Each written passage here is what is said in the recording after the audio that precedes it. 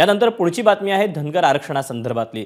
अहमदनगर जिल्ह्यातील नेवासा फाटा येथे धनगर आरक्षणासाठी उपोषणावर बसलेल्या 2 आंदोलकांनी जलसमाधी घेतल्याची भीती व्यक्त करण्यात येते। प्रवरा संगम इथे गोदावरी नदीकाठी सापडलेल्या चिठ्ठीत प्रल्हाद सोरमारे आणि बाळासाहेब कोळसे या आंदोलकांनी जलसमाधी घेत असल्याचा उल्लेख केला।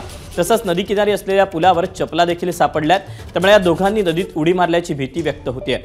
त्या दोन्ही आंदोलकांचे फोनही नॉट रिचेबल येत आहेत। गेल्या 9 दिवसांपासून नेवासा फाटा इथे सुरू असलेल्या धनगर आमरण उपोषणात हे दोघेही सहभागी होते। काही दिवसांपूर्वीच या दोघांनी सरकार मागणीकडे लक्ष देत नसल्यानं जलसमाधीचा इशारा दिला होता, त्यामुळे त्यांनी स्टंट केलाय की टोकाचं पाऊल उचललंय हे अद्याप अस्पष्ट आहे।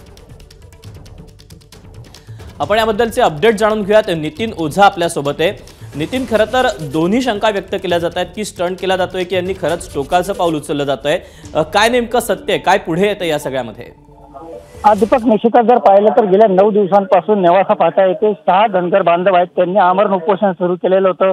काल महामार्गावर टायर जाळून सरकारचं लक्ष सुद्धा वेधण्याचा प्रयत्न केला होता, मात्र अद्यापही सरकार या आंदोलनाची दखल घेत नसल्यानं आज सकाळपासून गेल्या 2 ते 2.5 तासापासून या 6 पैकी जे 2 उपोषणकर्ते आहेत ते नॉट रिचेबल झालेले आहेत, त्यांचा तपास लागत नाही आणि त्यांची गाड्या, त्यांचे मोबाईल, हे जे प्रवरा संगम आहे, गोदा कार्ड जो आहे त्या ठिकाणी सापडलेली त्यांची गाडी, त्या ठिकाणी मोबाईल सुद्धा त्यांच्या गाडीत आहे। त्यामुळे त्यांनी उडी मारली का काय, पाण्यात जलसमाधी घेतली काय, अशी शंका आता व्यक्त करण्यात येते।